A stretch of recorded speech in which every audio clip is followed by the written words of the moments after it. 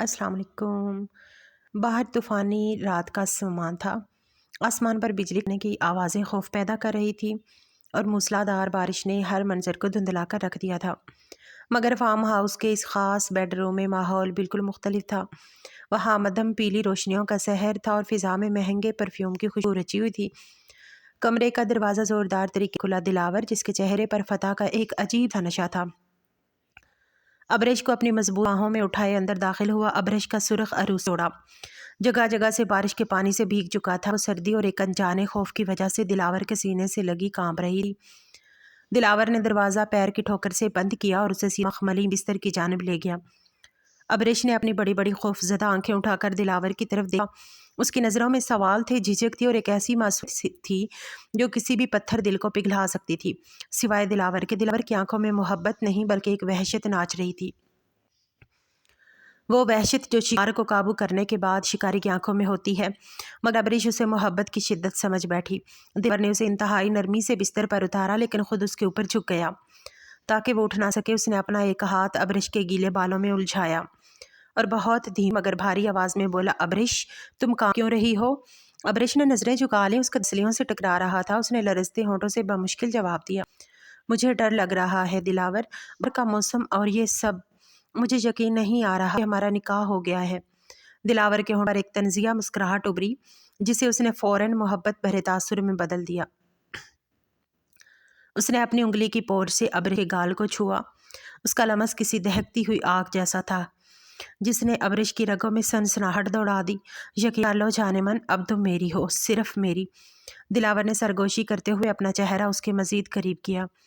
आज की रात हमारे दरमियान कोई फासला, कोई डर नहीं रहे। मैं तुम्हारे हर वहम को ख़त्म कर दूंगा। अबरीश ने अपनी पलकें मूंद लीं। दिलावर की कुर्बत का नशा उसके होशो हवास पर छाने लगा था।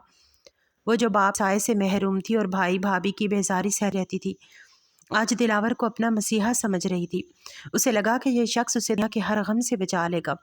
दिलावर ने उसका कांपता हुआ हाथ अपने हाथ में लिया और उसे अपने दिल के मकाम पर रखा। महसूस करो अबरीश, ये धड़कनें सिर्फ तुम्हारा नाम लेती हैं। दिलावर ने सफ़ेद झूठ इतनी खूबसूरती से बोला कि अबरीश की आंखों से एक आंसू छलक कर तकिए में जज़ब गया। मैं आप पर एतबार करती हूँ दिलावर, अपनी जान से ज़्यादा। अबरीश की आवाज़ जज्बाती हो गई। ये सुनकर दिलावर की आंखों में एक सर्द चमक लहराई। उसने दिल में सोचा, यही तो तुम्हारी गलती है लड़की, एतबार। मगर ज़बान से वो कुछ और ही बोला। तो फिर मुझे खुद को सौंप दो, अपनी हर झिझक को भूल जाओ। बाहर बादल ज़ोर से गरजा। अबरीश डर कर दिलावर के सीने में छुप गई। दिलावर ने मौका गनीमत जाना, उसे अपने हिसार में भींच लिया।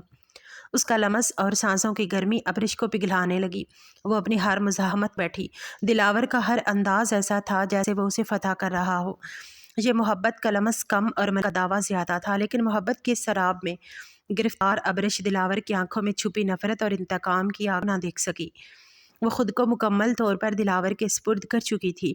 उसे खबर ही ना थी कि यह रात उसकी ज़िंदगी की हसीन तरीन रात नहीं, कि बर्बादी की पहली सीढ़ी है। बाहर का तूफ़ान तो थमने वाला था, मगर अबरीश की ज़िंदगी का तूफ़ान अभी शुरू हुआ था। रात गहरी होती गई, बारिश का शोर मद्धम पड़ गया और कमरे में सिर्फ उन दोनों की मौजूदगी का एहसास बाकी रह गया। दिलावर अपनी चाल चल चुका था और अबरीश इस जाल में पूरी तरह कैद हो चुकी थी। अगली सुबह खिड़कियों से छन कर आने वाली तेज़ धूप ने अबरीश की नींद में खलल डाला। उसने मुस्कुराते हुए आंखें खोली। उसके जहन में सबसे पहला ख्याल दिलावर का आया। उसने शर्माते हुए अपना हाथ साइड पर बढ़ाया ताकि दिलावर को महसूस कर सके, मगर उसका हाथ ठंडी बेडशीट पर पड़ा, वहाँ कोई नहीं था। अबरीश ने चूक कर सर उठाया। बिस्तर का दूसरा हिस्सा खाली था। तकिया अपनी जगह पर रखा था, जैसे वहाँ कोई सोया ही ना हो। उसके दिल में एक अनजाना सा खौफ उभरा। दिलावर, उसने धीमी आवाज़ में पुकारा। कोई जवाब नहीं आया। कमरे में हो आलम आलम था। वो तेज़ी से बिस्तर से उतरी और नंगे पांव बाथरूम की तरफ भागी। दरवाज़ा खुला था और अंदर कोई नहीं था। उसका सांस फूलने लगा। दिलावर, आप कहाँ हैं? ये मजाक मत करें मेरे साथ, वो बुलंद आवाज़ में चिल्लाई और कमरे से बाहर लाउंज की तरफ भागी। पूरा फार्म हाउस खामोश पड़ा था। हर चीज़ अपनी जगह पर थी। दिलावर का नामो निशान तक नहीं था। اس کے دل کی دھڑکنیں کسی خطرے کی گھنٹی کی طرح بجنے لگیں۔ اس نے لرزتے ہاتھوں سے میز پر پڑا اپنا موبائل اٹھایا اور دلاور کا نمبر ملایا۔ آپ کا ملایا ہوا نمبر فی الحال بند ہے۔ یہ جملہ سنتے ہی ابرش کے پیروں تلے سے زمین سرکنے لگی۔ کیا دلاور واقعی اسے گیا ہے؟ سورج سر پر آ چکا تھا مگر فارم ہاؤس میں موت جیسی خاموشی چھائی ہوئی تھی۔ ابرش کا حلق چیخ چیخ کر سرخ خشک ہو چکا تھا۔ وہ پاگلوں کی طرح ایک کمرے سے دوسرے کمرے میں بھاگ رہی تھی۔ اس نے دوبارہ موبائل اٹھایا اور کانپتے ہاتھوں سے دلاور کا نمبر ملایا، مگر وہی مشینی آواز اس کے کانوں سے ٹکرائی کہ نمبر بند ہے۔ اس کا دل زور زور سے دھڑک رہا تھا اور دماغ میں وسوسوں کے ناگ پھن پھیلائے کھڑے تھے۔ دوپہر ڈھلی اور شام کے سائے گہرے ہونے لگے۔ ابرش نڈھال ہو کر بیڈ روم میں واپس آئی تو اس کی نظر ڈریسنگ ٹیبل کے کونے میں رکھے ایک سفید لفافے پر پڑی جو صبح شاید اس کی نظروں سے اوجھل رہ گیا تھا۔ ایک انجانے خوف کے ساتھ وہ آگے بڑھی۔ اس نے کانپتے ہاتھوں سے لفافہ اٹھایا۔ اس پر خوش خط تحریر میں ابرش کے لیے لکھا تھا۔ اس نے جلدی سے لفافہ کھولا۔ اندر سے نوٹوں کی ایک بھاری گڈی فرش پر جا گری اور ایک تہہ کیا ہوا کاغذ اس کے ہاتھ میں رہ گیا۔ اس نے کاغذ کو دلاور کی تحریر اس کے سامنے دی۔ میری پیاری ابرش، مجھے امید ہے کہ کل کی رات تمہاری زندگی کی یادگار رات ہوگی۔ میرے لیے بھی یہ رات بہت اہم تھی کیونکہ اس رات میں نے اپنی انا کو تسکین پہنچائی ہے۔ تمہیں لگا کہ میں تم سے محبت کرتا ہوں؟ دلاور خان اور محبت، یہ دونوں لفظ ایک ساتھ نہیں جڑ سکتے۔ یاد رہے یونیورسٹی کا وہ دن جب تم نے بھری کلاس میں میری دوستی کی پیشکش ٹھکرا دی تھی؟ میری جاگیردارانہ انا اس دن زخمی ہوئی تھی اور دلاور خان اپنا بدلہ کبھی نہیں بھولتا۔ یہ نکاح ایک ڈھونگ تھا اور وہ مولوی میرا ملازم تھا۔ کھیل ختم ہوا، یہ پیسے رکھو اور اپنی پرانی زندگی میں واپس لوٹ، کیونکہ میری دنیا میں تمہارے لیے کوئی جگہ نہیں ہے۔ ابرش کے ہاتھ سے خط چھوٹ کر زمین پر گر گیا۔ اس کے حلق سے ایک دل خراش چیخ نکلی جس نے کمرے کے در و دیوار ہلا دیے۔ نہیں، یہ جھوٹ ہے دلاور، تم ایسا نہیں کر سکتے۔ وہ وہی قالین پر گر گئی اور اپنا سر پیٹنے لگی۔ وہ دلاور جسے وہ اپنا مسیحا سمجھ رہی تھی وہ ایک بھیڑیا نکلا۔ دلاور جو ایک جاگیردار گھرانے کا بگڑا ہوا اکلوتا وارث تھا، جسے بچپن سے ہر چیز مانگنے سے پہلے پلیٹ میں رکھ کر ملی تھی۔ والدین کی بیجا لاڈ پیار نے اسے ضدی اور ناپرست بنا دیا تھا۔ اس کے لیے عورت صرف پاؤں کی پھر دل بہلانے کا کھلونا۔ دوسری طرف ابرش ایک یتیم سہارا لڑکی تھی جو بھائی اور بھابھی کے رحم و کرم پر زندگی گزار رہی تھی۔ اس نے اپنی عزت بچانے کے لیے دلاور کو ٹھکرایا تھا، مگر دلاور نے محبت کا ایسا ناٹک رچایا، سادہ لوح لڑکی اس کے جال میں پھنس کر اپنی سب سے قیمتی چیز لٹا بیٹھی تھی۔ کئی گھنٹے وہی روتے رہنے کے بعد جب اندھیرا چھا گیا تو اسے اپنی بے بسی کا احساس ہوا۔ اسے جہاں سے جانا تھا، اس ویران پنجرے میں اب اس کا کوئی نہیں تھا۔ اس نے لڑکھڑاتے قدموں سے اپنا بیگ اٹھایا اور بھاری قدموں سے فارم ہاؤس سے باہر نکل گئی۔ رات گئے وہ اپنے محلے کی تنگ گلیوں سے گزرتی ہوئی اپنے بھائی کے گھر کے دروازے پر پہنچی۔ اس کے بال بکھرے ہوئے تھے اور آنکھیں رونے کی وجہ سے سوجی ہوئی تھیں۔ اس نے لرزتے ہاتھ سے دروازہ کھٹکھٹایا۔ کچھ دیر بعد دروازہ کھلا اور سامنے بھابھی شگفتہ کھڑی تھی۔ ابرش کی حالت دیکھتے ہی شگفتہ کے چہرے پر ایک طنزیہ مسکراہٹ پھیل گئی۔ ارے واہ، بڑی رات گئے واپسی ہوئی ہے ہماری شہزادی کی، کہاں منہ کالا کروا رہی تھی سارا دن۔ ابرش نے نظریں جھکا لی۔ پیچھے اس کا بھائی سر جھکائے کھڑا تھا۔ وہ اپنی تیز ترار بیوی کے سامنے ہمیشہ بے بس رہتا تھا۔ وہ بھابھی، میری دوست کی طبیعت بہت خراب ہو گئی تھی تو میں وہیں رک گئی تھی۔ موبائل کی بیٹری ختم تھی اس لیے بتا نہیں سکی۔ ابرش نے زندگی کا کڑوا جھوٹ بولا کیونکہ سچ بولنے کی اس میں ہمت نہیں تھی۔ دوست کی طبیعت خراب تھی، طبیعت خوش کروا کے آئی ہو۔ شکل تو دیکھو، اپنی چڑیلوں جیسی بنا رکھی ہے۔ شگفتہ نے اسے راستے سے ہٹے ہوئے راستہ دیا۔ ابرش تیزی سے اندر داخل ہوئی اور سیدھا ماں کے کمرے کی طرف بھاگی۔ اندر سے ماں کی کھانسی کی آواز آ رہی تھی۔ ابرش ماں کے سینے سے لگ کر پھوٹ پھوٹ کر رو پڑی۔ بیمار ماں نے اپنے کمزور اور کانپتے ہاتھ بیٹی کے سر پر رکھے۔ ماں کی ممتا نے بھانپ لیا تھا کہ بیٹی کے ساتھ کچھ بہت برا ہوا ہے، مگر وہ اپنی بیماری اور لاچاری کی وجہ سے پوچھنے کی ہمت نہ کر سکی۔ ابرش ماں کی گود میں سر رکھ کر آنکھیں موند لیں۔ دلاور کے دھوکے نے اس کی روح کو زخمی کر دیا تھا۔ وہ سوچ بھی نہیں سکتی تھی کہ جس شخص کی باہوں میں اس نے کل رات خود کو محفوظ ترین سمجھا تھا وہی اسے یوں برباد کر کے چھوڑ دے گا۔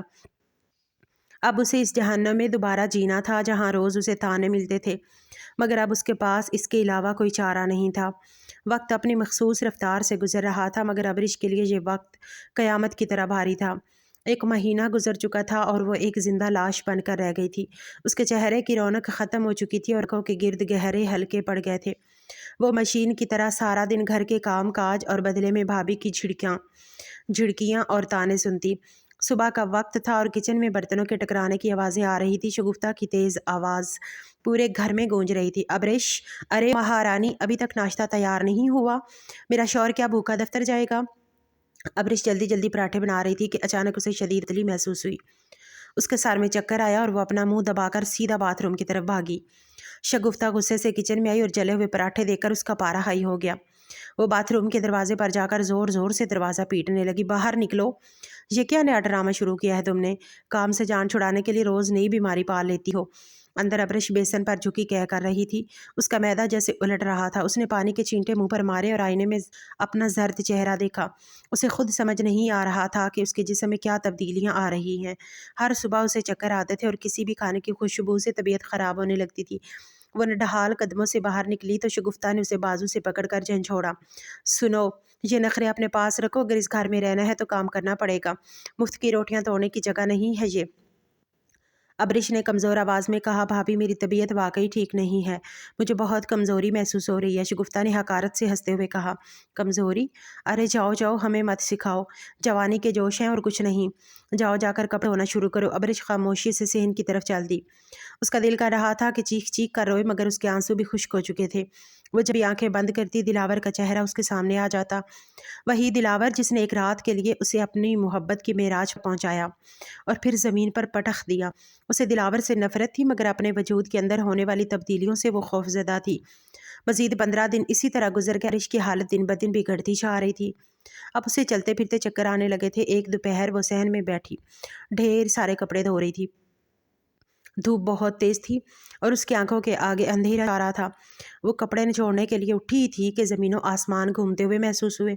اس کے پیروں نے اس کا ساتھ چھوڑ دیا اور وہ دھڑام سے صحن کے پکے فرش پر گر گئی۔ گرنے کی زوردار آواز سن کر اندر کمرے سے شگفتہ بڑبڑاتی ہوئی باہر آئی۔ اب کیا توڑ دیا اس منحوس نے؟ مگر ابریش کو بے ہوش پڑا دیکھ کر وہ گھبرا گئی۔ اسی وقت دیوار کے ساتھ والے گھر سے پڑوسن رضیہ بیگم نے جھانک کر دیکھا۔ ارے شگفتہ بہن، یہ ابریش کیا ہوا؟ جلدی پانی لاؤ! شور سن کر محلے کی 2-3 عورتیں اور رضیہ بیگم اندر آ گئیں۔ انہوں نے ابریش کو اٹھا کر چارپائی پر لٹایا۔ ابریش کا چہرہ ہلدی کی طرح زرد ہو رہا تھا۔ رضیہ بیگم نے ابریش کی نبض دیکھی اور سنجیدگی شگفتہ سے کہا، شگفتہ، معاملہ ٹھیک نہیں لگ رہا، ڈاکٹر کو بلانا پڑے گا۔ شگفتہ نے منہ بناتے ہوئے اپنے شوہر کو فون کیا جو گھر کے قریب ہی دکان پر تھا۔ وہ فوراً ایک لیڈی ڈاکٹر کو لے کر گھر پہنچ گیا۔ کمرے میں ڈاکٹر ابریش کا معائنہ کر رہی تھی، جبکہ باہر صحن میں بھائی اور بھابھی پریشان اور بیزاری کے ملے جلے تاثرات کے ساتھ کھڑے تھے۔ ماں اپنی چارپائی پر لیٹی تسبیح پڑھ رہی تھی اور ان کی نظریں بند کمرے کے دروازے پر جمی ہوئی تھیں۔ کچھ دیر بعد دروازہ کھلا اور ڈاکٹر باہر نکلی۔ اس کے چہرے پر سنجیدگی تھی۔ اس نے اینک ٹھیک کرتے ہوئے شگفتہ اور اس کے شوہر کو دیکھا۔ یہ لڑکی شادی شدہ ہے؟ ڈاکٹر نے سپاٹ لہجے میں پوچھا۔ شگفتہ نے فوراً جواب دیا، نہیں جی، اللہ نہ کرے، ابھی تو یہ کنواری ہے۔ رشتے کی بات چل رہی ہے؟ کیوں، کیا ہوا؟ کوئی خطرناک بیماری تو نہیں؟ ڈاکٹر نے ایک گہری سانس لی اور طنزیہ نظروں سے شگفتہ کو دیکھا۔ پھر اس نے وہ بم گرایا جس نے اس گھر کی ہلا دی۔ تو پھر مبارک ہو جائے، شاید افسوس کہوں۔ یہ لڑکی امید سے ہے، اسے 1.5 ماہ کا حمل ہے۔ یہ الفاظ ذہن میں گونجے تو جیسے وقت تھم گیا۔ بھائی کا سر جھک گیا اور شگفتہ کی آنکھیں حیرت اور غصے سے پھٹ گئیں۔ چارپائی پر لیٹی ماں کے ہاتھ سے تسبیح چھوٹ کر اندر کمرے میں ابریش، جسے ابھی ہوش آیا تھا، اس نے ڈاکٹر کے یہ الفاظ واضح طور پر سن لیے تھے۔ اس کا پورا وجود خوف سے تھر تھر کانپنے لگا۔ اس نے اپنے پیٹ پر ہاتھ رکھا۔ ایک انجانا خوف اور حقیقت کا ادراک اسے جکڑ رہا تھا۔ دلاور کا وہ جملہ اس کے کانوں میں گونجنے لگا جب اس رات اس نے سرگوشی کی تھی کہ آج کی رات ہمارے درمیان کوئی فاصلہ نہیں رہے گا۔ وہ فاصلہ تو مٹ گیا تھا، مگر اب اس کا خمیازہ ابریش کو اکیلے بھگتنا تھا۔ وہ سمجھ گئی تھی کہ وہ یہ نشانی ہے جسے وہ نہ چھپا سکتی ہے نہ مٹا سکتی ہے۔ دلاور کی ہوس کا بیج اب ایک ننھی جان بن کر اس کے وجود میں پل رہا تھا اور باہر طوفان کھڑا ہونے والا تھا۔ ڈاکٹر کے الفاظ کسی بم کی طرح اس گھر کے سکون پر گرے تھے۔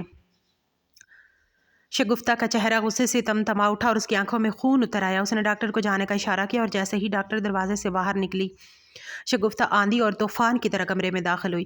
ابریش جو ابھی ہوش میں آنے کے بعد خوف سے بستر پر سکڑی بیٹھی تھی، اسے سنبھلنے کا موقع بھی نہ ملا۔ شگفتہ نے آگے بڑھ کر ابریش کے بالوں سے پکڑا اور اسے زور سے جھنجھوڑا۔ تو یہ گل کھلائے ہیں تم نے، ہم نے تمہیں سر پر بٹھایا اور تم نے ہماری ہی عزت خاک میں ملا دی۔ بولو، کس کا گناہ پیٹ میں لیے پھر رہی ہو؟ شگفتہ کی آواز اتنی بلند تھی کہ محلے والے اپنی چھتوں سے جھانکنے لگے۔ अबरिश दर्द से कराह उठी और उसने अपने दोनों हाथ जोड़ दिए। भाभी खुदा के लिए मुझे छोड़ दें, आप गलत समझ रही हैं, मैंने कोई गुनाह नहीं किया, मेरा निकाह हुआ है, खुदा की कसम मेरा निकाह हुआ है। अबरिश की आवाज़ में सच्चाई की तड़प थी, मगर सुनने वाला कोई नहीं था। शगुफ्ता ने उसे बालों से घसीटते हुए बिस्तर से नीचे गिराया और सेहन की तरफ ले गई।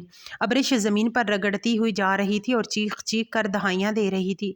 भाई भाई मुझे बचाएं, मैं सच कह रही हूँ, दिलावर के साथ मेरा निकाह हुआ है। हमने कोर्ट में नहीं बल्कि फार्म हाउस पर निकाह किया था। भाई जो दीवार के साथ बुत बना खड़ा था उसने बहन की तरफ देखा। उसकी आंखों में बेबसी और शर्मिंदगी थी, मगर बीवी का डर उस पर गालिब था।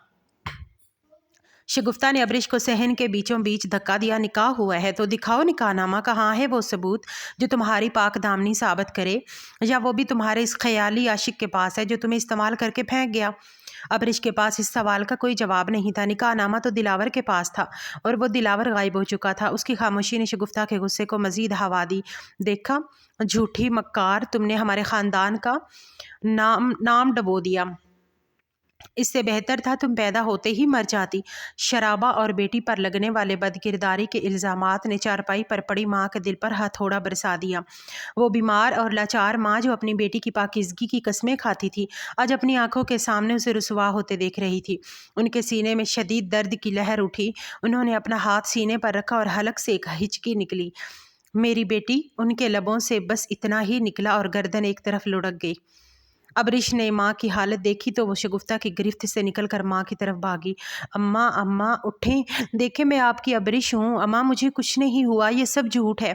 अबरिश ने माँ का चेहरा थपथपाया, मगर वहाँ अब सिर्फ खामोशी थी। माँ की खुली आंखें आसमान को तक रही थी, जैसे वो इस दुनिया के इंसाफ से मायूस हो चुकी थी। अम्मा, अबरिश की फलक शगाफ चीख ने फिजा का सीना चीर दिया। घर में कोहराम मच गया। शगुफ्ता भी सहम कर पीछे हट गई, जबकि भाई दौड़कर माँ के कदमों में गिर गया। माँ मर चुकी थी और अपने साथ अबरिश का आखिरी सहारा भी ले गई थी। शाम होते ही घर में सोग का समा था। महल्ले की औरतें ताज़ियत के लिए आ रही थीं, मगर उनकी नज़रें अबरिश पर जमी थी, जो माँ की मैयत के सिरहाने पत्थर की मूरत बनी बैठी थी। हर कोई काना फूसी कर रहा था कि बेटी के करतूतों ने माँ की जान ले ली। ये ताने अबरिश के कानों में पिघला हुआ शीशा अंडेल रहे थे। तदफीन के बाद रात का अंधेरा छा गया। मेहमान जा चुके थे। घर में सिर्फ 3 नफूस बाकी थे, शगुफ्ता, भाई और गुनाहगार समझी जाने वाली अबरिश। शगुफ्ता ने कमरे में दाखिल होकर अपने शौहर के सामने फैसला कुन अंदाज में हाथ बांध लिए। देखो, अब यह ड्रामा ख़त्म करो। माँ जी अल्लाह को प्यारी हो गई और उनकी मौत की ज़िम्मेदार ये लड़की है। मैं अपनी इज़्ज़त ने मज़ीद नीलाम नहीं होने दूंगी। मैंने फ़ैसला कर लिया है, या तो ये बदकिरदार लड़की इस घर में रहेगी या मैं और मेरे बच्चे। फ़ैसला तुम्हारे हाथ में है। भाई ने चूक कर बीवी को देखा। शगुफ्ता, तुम ये क्या कह रही हो? इतनी रात गए, मैं इसे कहाँ भेजूँ? ये मेरी बहन है। बहन? कैसी बहन? वो जिसने तुम्हारी पगड़ी उछाल दी। अगर तुमने इसे ना निकाला तो मैं सुबह अपने मेके चली जाऊंगी और फिर कभी वापस नहीं आऊंगी। शगुफ्ता ने आखिरी वार किया। भाई कुछ देर खामोश रहा। समाज का डर और बीवी की धमकी ने उसके अंदर की रही सही गैरत भी मार दी। वो उठा और सीधा अबरिश के पास गया। अबरिश खाली नज़रों से दीवार को घूर रही थी। भाई ने बेदर्दी से उसका बाजू पकड़ा और उसे खड़ा किया। भाई, अबरिश ने हैरत से उसे देखा। मत पुकारो मुझे भाई, आज तुमने मेरा मान तोड़ा है और माँ की जान ली है। मेरे लिए तुम मर चुकी हो। भाई उसे घसीटता हुआ मेन गेट तक लाया।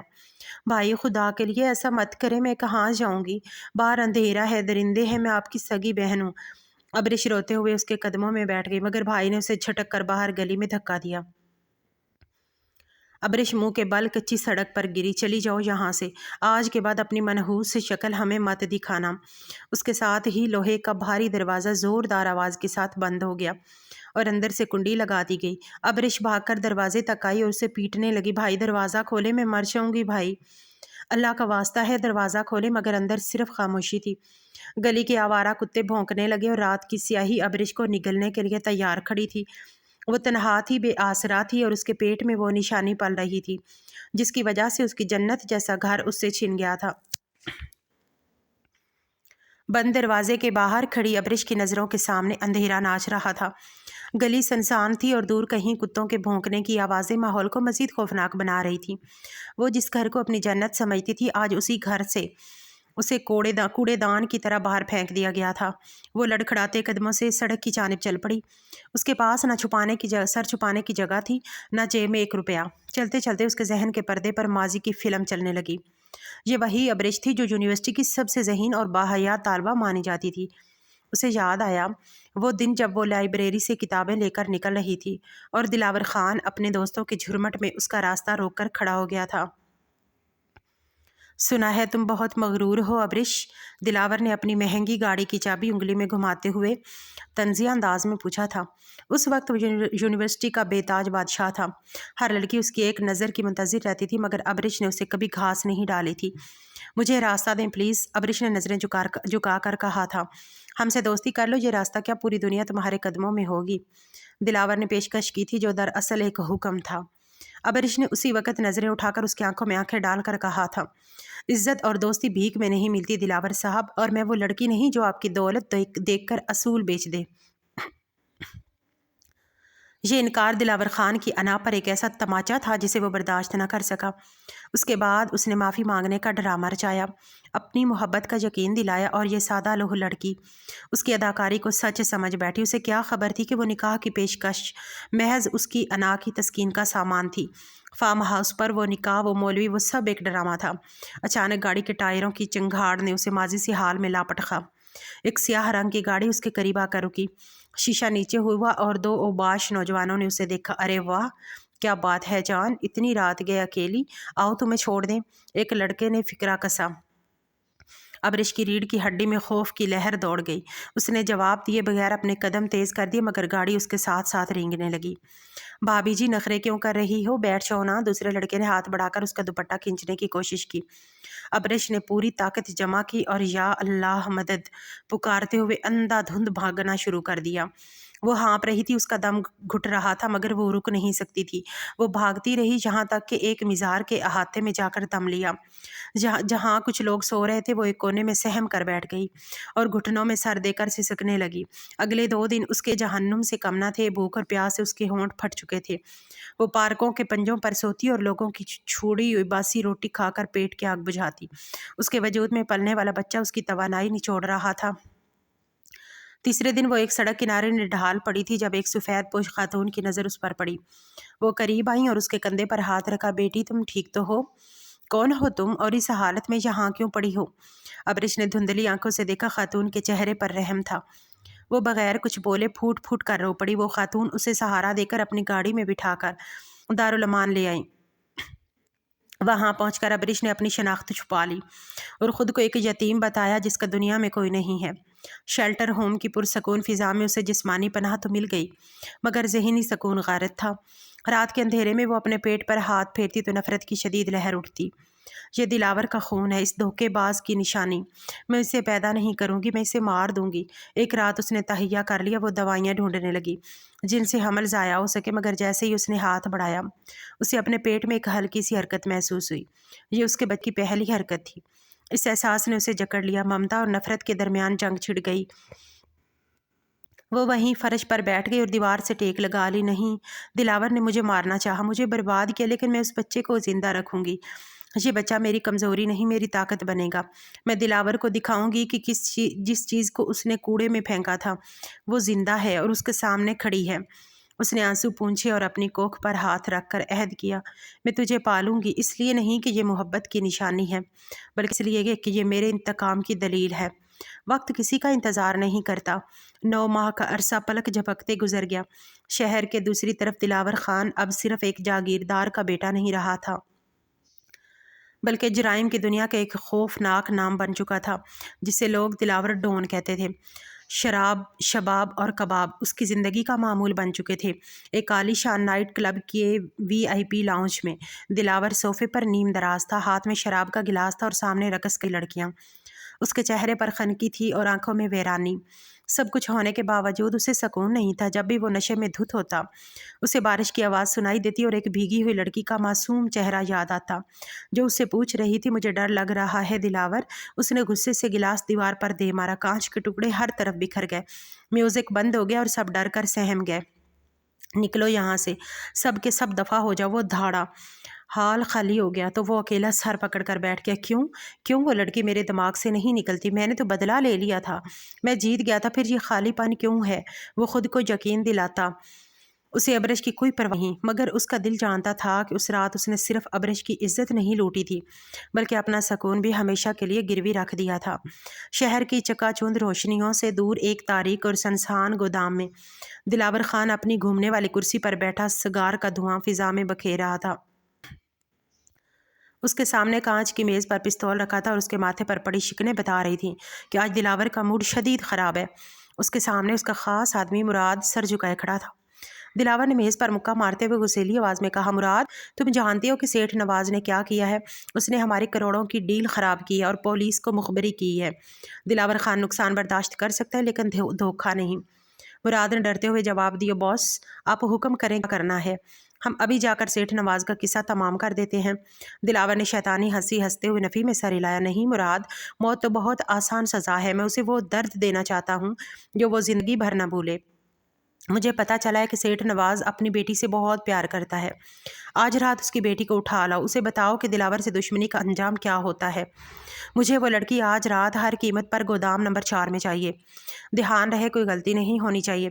مراد نے اطاعت میں سر ہلایا، بے فکر رہیں باس، کام ہو جائے گا۔ سیٹھ کی بیٹی آج کل ہماری اپنی بیمار خالہ کی عیادت کے لیے روزانہ سٹی ہسپتال جاتی ہے، ہم وہیں سے اسے اٹھا لیں گے۔ اسی شام شہر کے اسی بڑے ہسپتال کے گائنی وارڈ کے باہر ابرش ایک بینچ پر بیٹھی اپنی باری کا انتظار کر رہی تھی۔ 9 ماہ کا طویل اور تکلیف دہ سفر اب ختم ہونے کو تھا۔ شیلٹر ہوم کی انچارج باسی نسیم دوائیاں لینے فارمیسی گئی ہوئی تھی۔ ابرش باہر رکشے کے انتظار میں کھڑی تھی۔ اس نے اپنے پھولے ہوئے جسم کو چھپانے کے لیے ایک بڑی سی چادر اوڑھ رکھی تھی۔ اتفاق کی بات یہ تھی کہ سیٹھ نواز کی بیٹی بھی اسی وقت ہسپتال سے نکل رہی تھی، مگر اس کی گاڑی خراب ہو گئی تھی اور وہ بھی سڑک کنارے کھڑی تھی۔ دلاور کے آدمی ایک سیاہ وین میں وہاں پہنچے۔ اندھیرا پھیل رہا تھا اور سڑک پر رش تھا۔ مراد کی نظر ابرش پر پڑی جو سڑک کے کنارے تنہا کھڑی تھی۔ وہی ہے وہ لڑکی، حلیہ بالکل سیٹھ کی بیٹی جیسا ہے۔ جلدی کرو اس سے پہلے کہ کوئی آ جائے، مراد نے اپنے ساتھیوں کو حکم دیا۔ وین تیزی سے ابرش کے قریب آ کر رکی۔ اس سے پہلے کہ ابرش کچھ سمجھ پاتی، وین کا سلائیڈنگ دروازہ کھلا اور 2 نقاب پوش باہر نکلے۔ انہوں نے جھپٹ کر ابرش کو بازو سے پکڑا، چھوڑو مجھے، کون ہو تم لوگ؟ ابرش نے چیخنے کی کوشش کی اور مزاحمت کی، چپ کر جاؤ ورنہ گولی مار دیں گے۔ ایک آدمی نے اس کے پیٹ پر بندوق کی نال لگا دی۔ ابرش خوف سے سن ہو گئی۔ انہوں نے زبردستی اسے وین میں رکھا اور اس کے منہ پر کلوروفارم لگا رومال رکھ دیا۔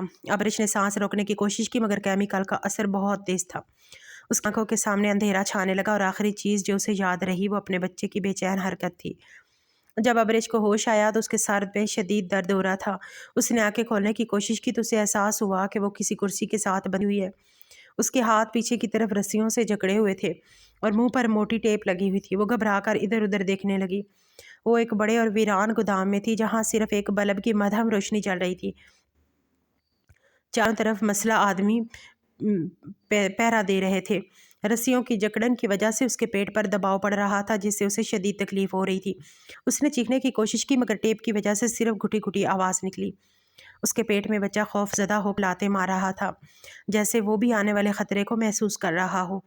ابرش کی آنکھوں سے آنسو بہہ کر ٹیپ کو بھگونے لگے۔ وہ سوچ رہی تھی کہ آخر اس نے کس کا کیا بگاڑا ہے۔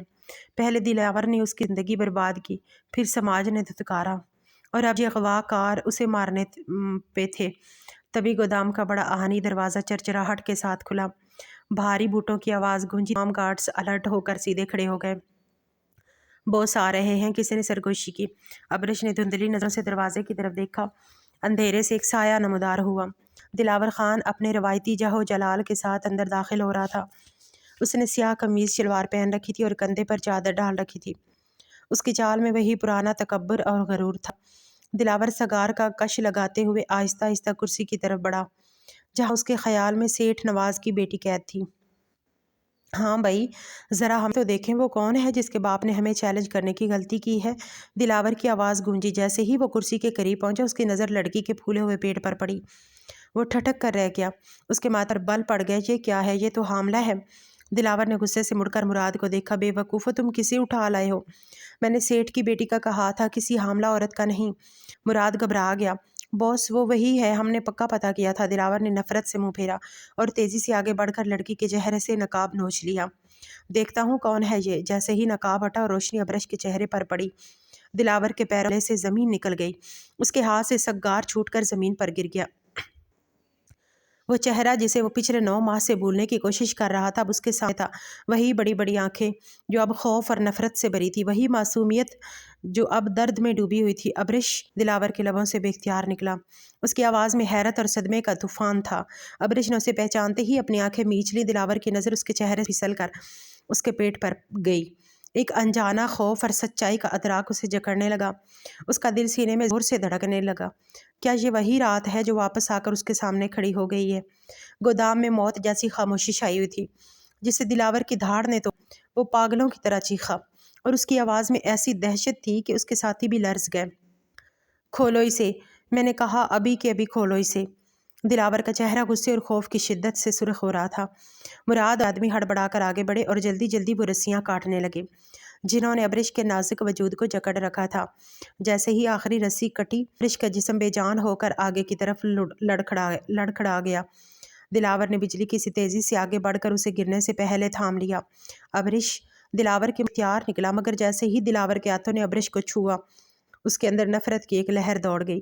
उसने अपनी तमाम तर बची खुची कुव्वत जमा की और दिलावर को अपने सीने पर हाथ रखकर जोर से पीछे धक्का दिया।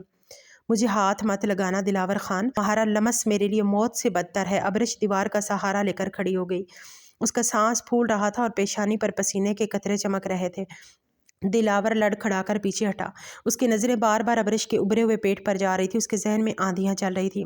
वो कांपती हुई आवाज़ में कुछ पूछा, मगर अल्फाज उसके हलक में अटक गए थे। आखिरकार उसने हिम्मत की और इशारा करते हुए पूछा, ये बच्चा किसका है? अबरिश के होंठों पर एक जहर खंद मुस्कुराहट उभरी। अपनी आंखों में आंखें डालकर दिलावर को देखा और वो जुमला कहा जो सीधा दिलावर के दिल में निशरा उतर गया। ये उस रात का अंधेरा है दिलावर, जिससे तुम मेरी ज़िंदगी में अंडेल कर भाग गए थे। ये तुम्हारे उसी गुनाह का बोझ है जिसे तज एक खेल समझा था। ये तुम्हारा खून है दिलावर खान, जिसे तुम आज अगवा करके मारने लाए थे। कहो दिलावर खान, तुम जीत गए। तुमने अपनी ही औलाद के कत्ल का सामान कर लिया था। ये अल्फाज दिलावर के कानों में पिघला हुआ शीशा बनकर उतरे। उसे लगा किसी ने उसका कलेजा निकाल लिया हो। वो जो दुनिया को डराता था, आज एक कमज़ोर लड़की के सामने मुजरम बना खड़ा था। अचानक अबरिश के चेहरे पर शदीद के कुरब के साए लहराए। उसने पेट पर हाथ रखा और दर्द से दोहरी हो गई। उसके मुंह से एक दिल खराश चीख निकली।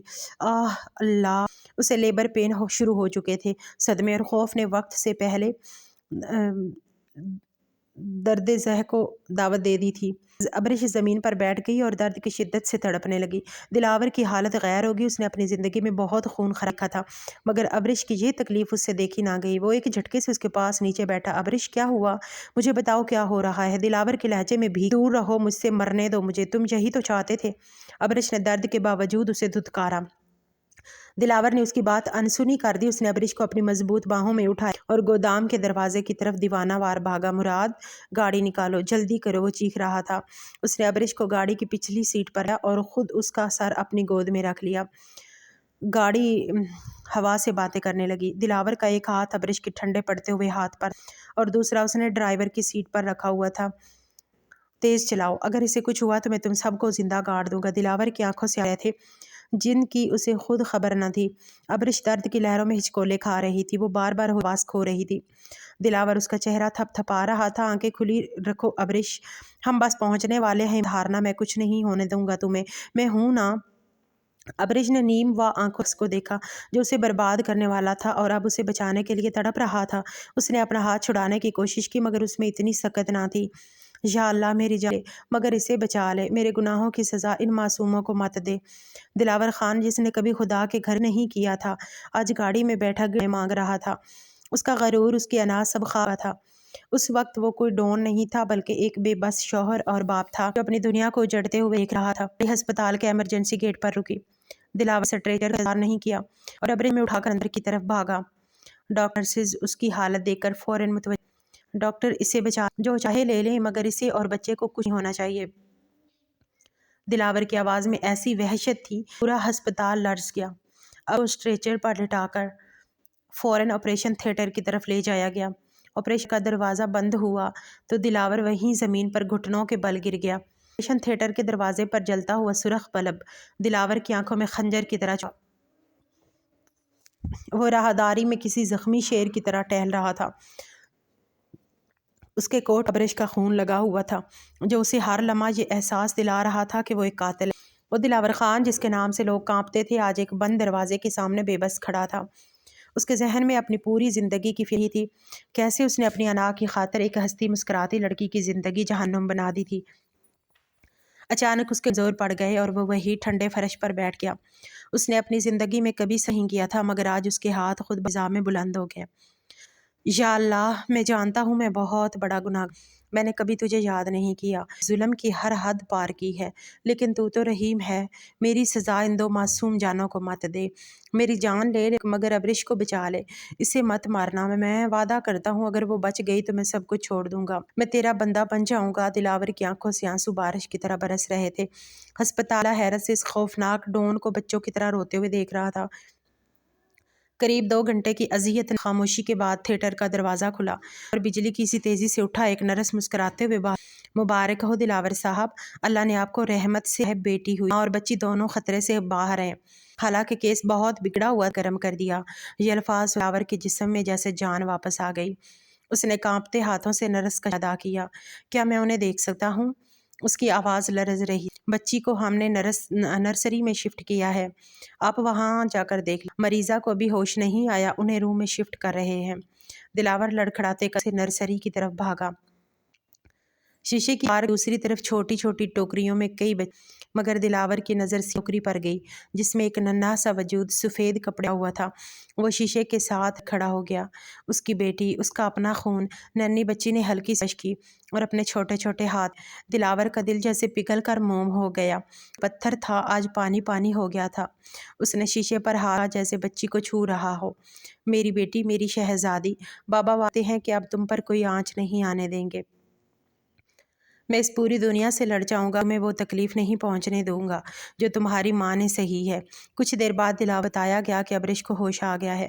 وہ بھاگ کر قریبی پھولوں دکان سے سرخ گلابوں کا ایک بڑا گلدستہ لے آیا اور VIP روم کی طرف بڑھا۔ جیسے ہی اس نے کمرے کا دروازہ کھولا، سامنے بیڈ ابرش لیٹی ہوئی تھی۔ اس کا رنگ ابھی بھی زرد تھا اور ہاتھوں میں ڈرپس لگی ہوئی تھی۔ دلاور کو دیکھتے ہی آنکھوں میں سکون کی جگہ نفرت نے لے لی۔ دلاور سے چلتا ہوا بیڈ کے قریب آیا اور پھول میز پر رکھ دیے۔ کیسی ہو اب؟ اس نے بہت نرمی سے پوچھا۔ ابرش نے پوری قوت سے تکیہ اٹھا کر دل کی طرف پھینکا۔ نکل جاؤ یہاں سے، کیوں بچایا مجھے؟ تم مارنے آئے تھے نا؟ تم تو اپنے دشمن کی بیٹی سمجھ کر مجھے اغوا کر کے لائے تھے، پھر یہ ہمدردی کا ناٹک کیوں؟ ابرش کا سنے لگا۔ تمہارا سایہ بھی منحوس ہے دلاور، مجھے میرا بچہ ہو جاؤ میری نظروں سے۔ دلاور نے سر جھکا لیا۔ وہ چپ چاپ اس کی ہر کڑوی بات سن۔ جب ابرش خاموش ہوئی تو دلاور نے آگے بڑھ کر اس کا ہاتھ تھامنے کی کوشش کی، مگر ابرش نے ہاتھ جھٹک دیا۔ دلاور نے بیڈ کے کنارے بیٹھ کر اس کی آنکھوں میں دیکھا۔ اس کی اپنی آنکھیں سرخ تھیں۔ جتنا چاہے مار لو، برا بھلا کہہ لو، مجھے گالیاں دے لو ابرش، سب سہوں گا، کفارہ ہے، لیکن مجھے چھوڑنے کی بات مت کرو۔ میں اب وہ دلاور نہیں رہا۔ چھوٹی سی جان نے اور تمہاری تکلیف نے مجھے اندر سے بدل دیا ہے۔ تم نہیں بدل سکتے دلاور خان، بھیڑیا کبھی فطرت نہیں چھوڑتا۔ ابرش نے نفرت سے منہ پھیر لیا۔ میں بدل گیا ہوں ابرش نے اس کا چہرہ اپنی طرح، اس کا انداز زبردستی کا نہیں بلکہ التجا۔ مجھے صرف ایک موقع دے دو، میں ساری زندگی تمہارے گزار دوں، لیکن تمہیں اور اپنی بیٹی کو تنہا نہیں چھوڑوں۔ یہ میرا وعدہ ہے تم سے۔ نکاح کا جو مذاق سمجھا تھا، اب وہی رشتہ کا مقصد ہے۔ تم میری بیوی ہو اور وہ بچی میرا فخر ہے۔ ابرش نے اسے حیرت سے دیکھا۔ دلاور کی آنکھوں میں سچائی تھی، مگر ماضی کے زخم اتنے گہرے تھے کہ ان پر یقین کا مرہم رکھنا آسان نہیں تھا۔ ہسپتال سے چھٹتے ہی دلاور ابرش اور بچی کو لے کر اپنی آبائی حویلی پہنچا۔ یہ وہ جگہ تھی جہاں کبھی دلاور کے ظلم کی داستانیں رقم ہوتی تھیں، مگر آج وہاں کا ماحول بدلا ہوا تھا۔ دلاور نے اپنے تمام غیر قانونی دھندے بند کرنے کا اعلان کر دیا تھا، جس کی وجہ سے کئی ساتھی اس کے دشمن بن چکے تھے، مگر دلاور کو اب کسی پرواہ نہیں تھی۔ چند دن حویلی میں ایک عجیب سی خاموشی میں گزرے۔ دلاور اب نہیں بلکہ ایک خادم بن چکا تھا۔ وہ راتوں کو جاگ کر بچہ سنبھالتا، فیڈر بناتا اور ابرش کو وقت پر دوائی دیتا۔ ابرش چاپ اسے دیکھتی رہتی، اس کی نبض کم ہو رہی تھی، مگر اعتماد بحال نہیں ہو رہا تھا۔ ایک شام دلاور حویلی کے برآمدے میں بیٹھا تھا کہ اچانک فائرنگ کی زوردار آواز سے حویلی گونج اٹھی۔ دلاور نے حریف سیٹھ نواز نے موقع پا کر حملہ کر دیا تھا۔ ایک گولی کھڑکی توڑتی ہوئی اندر ابرش بچی کو لیے کھڑی تھی۔ ابرش ہٹو وہاں سے، دلاور چیتے کسی پھرتی سے لپکا اور چھلانگ لگا کر ابرش اور آگے آ گیا۔ ایک گولی دلاور کے بازو کو کر گزر گئی، ان کا فوارہ پھوٹا، ابرش کی چیخ نکلی، دلاور وہ تڑپ کر اس کے پاس۔ دلاور نے درد کی پرواہ کیے بچی کو دیکھا، تم دونوں ٹھیک ہو؟ تمہیں خون آ رہا ہے؟ ابرش کا لرز رہا تھا۔ اس نے جلدی سے اپنا دوپٹہ پھاڑا اور دلاور کے زخم پر باندھا۔ اس لمحے ان کے درمیان جمی برف پگھل گئی۔ حملہ آور دلاور گارڈز کی جوابی فائرنگ سے بھاگ چکے تھے۔ دلاور نے اپنے آلود ہاتھ سے الماری کی طرف اشارہ کیا۔ وہ نیلی فائل ابرش نکالی، اس میں ایک نکاح نامہ تھا۔ پڑھو اسے، دلاور نے دیوار ایک لگاتے ہوئے کہا۔ میں نے اس رات جھوٹ بولا تھا کہ نکاح ناٹک ہے۔ وہ مولوی اصلی تھا اور یہ نکاح رجسٹرڈ ہے۔ میں اپنی آزادی کھونے سے بھاگ گیا تھا، لیکن قانون اور شرع کی روح سے بیوی ہو، یہ بچی حلال ہے۔ ابرش نے نکاح نامہ دیکھ کے آنسو ٹپ ٹپ کاغذ پر گرنے لگے۔ اس دل کا سب سے بڑا بوجھ اتر گیا تھا۔ وہ گناہ گار نہیں تھی، وہ اس کی بیوی تھی۔ تم سچ کہہ رہے ہو؟ ابرش نے بھیگی پلکوں سے اسے دیکھا۔ دلاور نے اس بات میں سایا اور اپنا صحیح سلامت بازو پھیلا دیا۔ معاف کر دو ابرش، ایک موقع دو۔ ابرش اب خود کو روک نہیں، وہ روتے ہوئے دلاور کے سینے سے لگ گئی۔ دلاور نے اسے باہوں کے مضبوط حصار میں لے لیا۔ اس کا لمس اب وحشت کا نہیں بلکہ تحفظ اور محبت کا تھا۔ دلاور نے اپنا چہرہ ابرش کی گردن کے قریب کیا، اس کی گرم سانسیں کی جلد کو جلا گئیں۔ میں ترس ہوں تمہارے لیے ابرش۔ دلاور نے گوشی کرتے ہوئے اس کے کان کی لو کو نرمی سے چوما۔ ابرش کے منہ سے ایک سسکی نکلی اور اس نے اپنی انگلیاں دلاور کے بالوں میں الجھا دیں۔ کمرے میں صرف دونوں کی بھاری سانسوں کی آواز تھی۔ دلاور نے نرمی سے اس کا چہرہ اوپر کیا اور اس کے کپاتے ہونٹوں پر ہونٹ رکھ دیے۔ یہ بوسہ طویل اور شدید تھا، جس میں چھتاوا اور محبت شامل تھے۔ ابرش نے اپنی آنکھیں موڑیں اور خود کو دلاور کے سپرد کر دیا۔ دلاور کا ہاتھ اب کی کمر پر رینگتا ہوا پر آیا۔ اس نے کو بیڈ پر لٹایا اور خود اس کے اوپر جایا۔ اس کے نظر میں بلا کی چاہت تھی۔ اس نے آہستگی سے ابرش پٹے کو ہٹایا اور اس کے گلے میں مدلٹ کو انگلی میں لپیٹ لیا۔ آج کی رات کوئی ڈر نہیں، کوئی زبردستی نہیں، محبت ہے ابرش۔ دلاور نے اس کی گردن پر اپنے رکھ دیے، دیوانہ وار اسے چھونے لگا۔ ابرش کی سانسیں تیز ہو گئیں اور اس کا سینہ تیزی سے اونچے ہونے لگا۔ دلاور نے اس کی قمیض کو ڈولی تو ابرش نے شرم چہرہ چھپا لیا۔ دلاور نے اس کے ہاتھ ہٹا کے آنکھوں میں دیکھا۔ مجھے مت روکو آج، مجھے اپنی محبت کا یقین دلانا۔ اور اس رات حویلی کمرے نے وہ محبت دیکھی، نفرت کی راکھ سے بہتی تھی۔ دلاور کا ہر لمس اب یقین دلا رہا کہ اب وہ ایک جسم نہیں بلکہ اس کی ساتھی ہے۔ کمرے کی روشنیاں منع ہو گئیں اور دو وجود محبت کی شدت میں ایک گئے۔ سیسیاں، آہیں اور محبت بھرے الفاظ رات کے سناٹے میں تبدیل ہوتے رہے۔ یہ ان کے حقیقت کی رات تھی، جس نے ماضی کے تمام زخموں پر مرہم رکھ دیا۔ حویلی کے وسیع و عریض حال میں آج الگ ہی طرح کی حالت لگی ہوئی تھی۔ دلاور خان مخصوص اونچی کرسی پر براجمان تھا، لیکن آج اس کے چہرے پر وہ روایتی شفقت نہیں بلکہ ایک ٹھٹا ہوا غصہ تھا۔ اس کے دائیں جانب ابرش بیٹھی تھی، جس کی گود میں ننھی پری سکون سے سو رہی تھی۔ صاف فرش پر دو لوگ مجرموں کی طرح سکائے بیٹھے تھے اور خوف سے لرز رہے تھے۔ یہ کوئی اور نہیں بلکہ بھائی اور بھابھی شگفتہ تھے۔ دلاور نے اشارہ کیا، رات نے آگے بڑھ کر ان دونوں کے بندھے ہاتھ کھول دیے۔ شگفتہ نے اٹھا کر دیکھا تو سامنے وہ ابرش بیٹھی تھی، جسے اس نے بالوں سے ہٹ کر گھر سے نکالا، لیکن آپ اس حویلی کی ملک بیٹھی تھی۔ دلاور کی آواز گونجی، تم دونوں جاؤ کہ تم یہاں کیوں ہو؟ بھائی نے کانپتے ہوئے چھوڑ دیے۔ دلاور صاحب، ہمیں کر دیں، سے بہت بڑی ہو گئی، ہمیں نہیں پتا تھا کہ آپ کی زوجہ ہے۔ دلاور زور سے میز پر مکرا، اگر میری زوجہ نام تھی وہ تمہاری بہن تمہارون تھی، تم حاملہ لڑکی کو رات کے اندھیرے میں کتوں کے آگے دیا تھا۔ کیا تمہیں ایک لمحے کے لیے بھی خدا کا خوف نہ آیا؟ کیا تمہاری ماں نے تمہیں مت نہیں کی؟ شگفتہ جیشا بہت تیز آواز تھی، بھیگی بلی بنی ہوئی، وہ گھٹن بل چلتی ہوئی اب کے قدموں کی طرف بڑھی اور اس پاؤں پکڑ لیے۔ ابرش بہن، مجھے معاف کر دو، میں بہک کی، شیطان پر غالب آ گیا، میں اپنی اولاد قسم کھاتی ہوں، مجھے معاف کر دو ورنہ دلاور ہمیں زندہ گاڑ دے گا۔ ابرش نے خاموشی سے اپنا پاؤں پیچھے آیا، آنکھوں میں نہ غصہ اور نہ ہی نفرت، بس گہرا دکھ تھا۔ اس نے بھائی کی طرف دیکھا جو نہ جانے کے قابل نہیں۔ ابرش کی آواز بھاری تھی، اس رات نے آپ کو اللہ کا وعدہ دیا تھا، اگر کہا دلاور تھا ہمیں کہ نہ باہر بچا ہے، تو میں اور میرے بچے پرندے مر ہیں، مگر چکے، آپ اپنی جھوٹ پھوٹ بیوی کر کی رو پڑی، ضد میں کا شرمندہ سودا ہوں کر ابرش، دیا۔ میں بہت شرمندہ۔ دلاور نے غصے سے پستول نکالا، تمہاری شرمندگی کے آنسوؤں کا مداوع نہیں کر سکتی، آج میں وہی جو تم نے اس کے ساتھ کیا تھا۔ نہیں دلاور، ابرش نے دلاور کے پر ہاتھ رکھ دیا۔ دلاور نے حیرت سے اسے دیکھا۔ جانے دیں دلاور، ابرش نے پرسکون لہجے میں کہا۔ دلاور کو یقین نہیں آیا، ان لوگوں نے تمہیں مارنے کی کسر نہیں چھوڑی تھی اور تم انہیں معاف کر رہی ہو۔ میں انہیں معاف نہیں کر رہی دلاور، بلکہ میں خود آزاد کر رہی ہوں۔ نفرت ایک بوجھ ہے جسے امید نہیں اٹھانا چاہتی، اور ویسے بھی جس کے پاس اب محافظ ہو اسے کسی اور سہارے کی ضرورت نہیں ہوتی۔ ابرش نے محبت بھری نظروں سے دلاور کو دیکھا۔ دلاور کا غصہ چھاؤ کی طرح بیٹھ گیا۔ اس نے پستول واپس رکھا اور حقارت سے ان دونوں کو دیکھا۔ لیا تم لوگوں نے، یہ اس کی عظمت ہے کہ تم زندہ ہو، دفع ہو جاؤ یہاں سے، اور آج کے بعد تم ان لوگوں کا سایہ بھی میری حویلی یا میری بیوی کے آس پاس نظر آیا تو قبرستان میں تمہارے نام کی تختیاں لگیں گی۔ مراد نے ان دونوں کو دھکے دے کر ہائی سے باہر نکال دیا۔ ابرش نے ایک گہرا سانس لیا، جیسے برسوں پرانا بوجھ اس کے سے اتر گیا ہو۔ دلاور نے آگے بڑھ کر اس بچی کو اپنی باہوں میں سمیٹ لیا۔ پاس مرہم بھی ہے اور رفتار بھی۔ دن ہفتوں میں، مہینوں میں، اور مہینے سالوں میں بدلتے گئے۔ دلاور نے اپنے وعدے کے مطابق جرائم کی دنیا کو ہمیشہ خیر باد کہہ دیا۔ اس نے زمینوں پر کاشتکاری اور حلال کاروبار شروع کر دیا۔ شہر کے لوگ جو کبھی دلاور کے نام سے تھے اب اس کی عزت کرتے تھے۔ حویلی جو شت کا نشان تھی اب وہاں ہر وقت تلاوت اور بچوں کی ہنسی گونجتی تھی۔ اپنی ادھوری تعلیم مکمل کی اور اب گاؤں کی لڑکیوں کے لیے ایک چھوٹا سا اسکول چلا رہی تھی۔ ان کی زندگی میں سکون، محبت اور اعتماد آ چکا تھا۔ دلاور نے اپنی محبت امت سے ابرش کے دل کے ہر زخم کو بھر دیا۔ اب ان کے درمیان کوئی جھجک نہیں تھی، بلکہ ایک گہری دوستی اور بے پناہ رومانس جو ہر گزرتے دن کے ساتھ بڑھتا تھا۔ وقت تیزی سے گزرنے لگا۔ سب کو 3 سال گزر چکے تھے۔ آج موسم پھر ویسا ہی تھا جیسا اسی رات کو تھا، مگر آج طوفان نہیں کہ ٹھنڈی ہوائیں چل رہی تھیں۔ آسمان پر چاند اپنی پوری آب و تاب کے ساتھ چمک رہا اور اس کی چاندنی نے فارم ہاؤس کو نہیا تھا۔ فارم ہاؤس اب وحشت کے محبت کا گہوارہ بن چکا تھا۔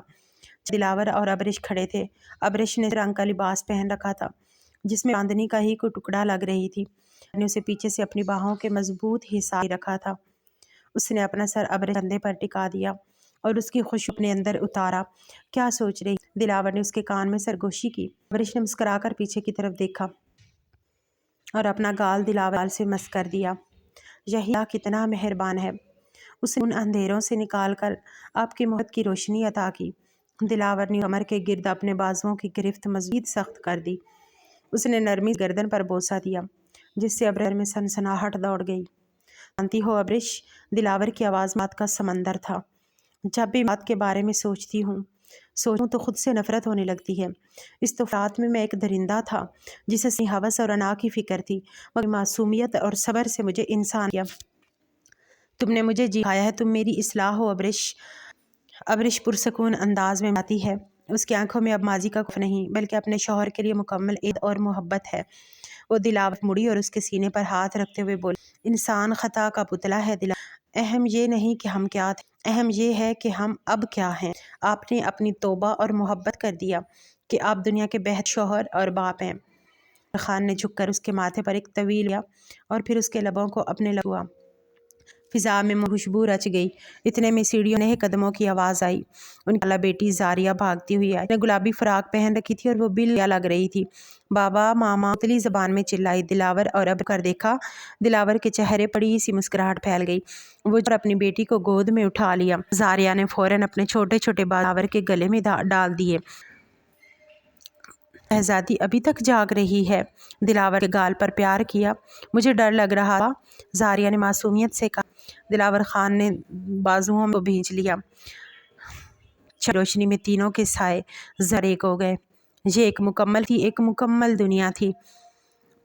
دلاور خان پہلے نے اپنی بیٹی کو دیکھا، پھر ابرش کی آنکھوں۔ اس کی آنکھوں میں ایک عزم تھا، ایک تھا۔ اس نے ابرش کی آنکھوں میں دیکھ وعدہ کیا، نہ کوئی ڈر ہے زاریہ، اب کوئی ڈر نہیں ابرش۔ جب تک میں زندہ ہوں کوئی طوفان خوشیوں کا رخ نہیں کر سکتا۔ ہمیشہ کے لیے ایک ہے۔ ابرش نے دلاور کے کندھوں پر رکھ دیا۔ چاند مسکرا تھا اور ہوائیں گواہی دے رہی تھیں کہ محبت راستہ بھٹک کر واپس آتی ہے، وہ پہلے سے زیادہ مضبوط اور ہو جاتی ہے۔